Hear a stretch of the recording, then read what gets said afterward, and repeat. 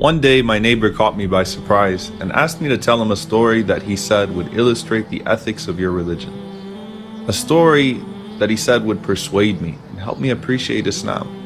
The question completely startled me, but I quickly realized the famous story about an imam in London. Several years ago, an imam moved to London. He used to take the same bus every single day with the same driver to a stop near his mosque.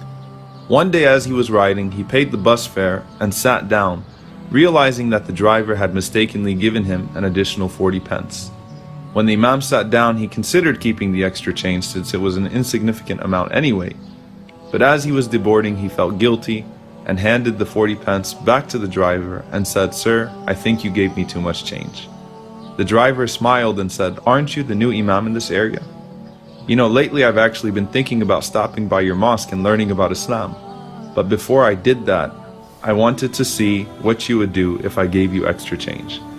As the imam stepped off of the bus, he was so shaken by the incident that he grabbed the pole, looked up to the sky, and cried out, "Oh Allah, I almost sold Islam for 40 pence. My neighbor said, "Let's face it though, if it was a significant amount of money, the imam would have kept it." I insisted that this was the inherent nature of the Muslim and he would have given it back even if it was 40,000 pounds. But he shook his head in disapproval, indicating he wasn't impressed. I didn't think that my neighbor thought much of the imam story. I thought he'd probably forgotten about it by the next day. Little did I know that just as the bus driver tested the imam, my neighbor wanted to test me by leaving a bag of a ton of money in the parking garage. I had no clue he was watching. I must admit, it was a whole lot of money, but I really didn't think twice about it. I acted in accordance with what my conscience and religion commanded me to do, knowing that if the Prophet Muhammad, peace be upon him, was in my shoes, he would have done the same.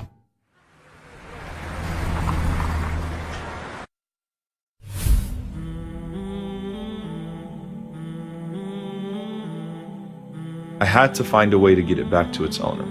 I posted signs, I made calls, but got absolutely no response. People must have thought it was some kind of scam.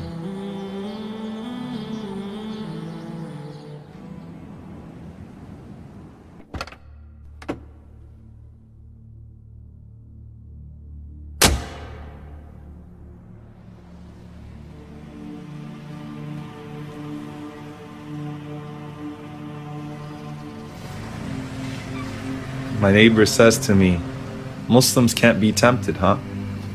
I knew you'd give in and spend the money."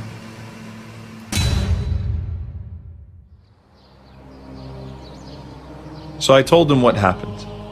"I'm not here to defend myself," I said. "But what I'd really like to do is teach you what our Prophet Muhammad, peace be upon him, taught us." I gave him the donation receipt from the charity to which I donated the money and informed him that the car I was driving was actually my uncle's car, which I was borrowing because my car had to be fixed. So then I asked him, "Have you filed your taxes for the year yet? I think we should get this receipt to your CPA." Imagine having a nasty neighbor that verbally abuses you in every conceivable way. But despite all of that abuse, when he travels or has to find someone to watch his precious valuables, he trusts no one more than you because he knows your integrity. That was our Prophet Muhammad, peace be upon him. As we walked back home that day, my neighbor thanked me for the time we spent together, telling me I completely changed his perception of Islam and its Prophet. I then shared with him that it was our Prophet who said, "Honor the trust of those who give it to you, and do not betray the one who betrays you." What caught my attention is that my neighbor was willing to test me with such a huge amount of money, just to test my decency as a Muslim. إِنَّا عَرَضْنَا الْأَمَانَةَ عَلَى السَّمَاوَاتِ وَالْأَرْضِ وَالْجِبَالِ فَأَبَيْنَ أَنْ يَحْمِلْنَهَا وَأَشْفَقْنَ مِنْهَا وَحَمَلَهَا الْإِنسَانُ إِنَّهُ كَانَ ظَلُومًا جَهُولًا. I hope that the Prophet Muhammad, peace be upon him, would have been proud of how I responded.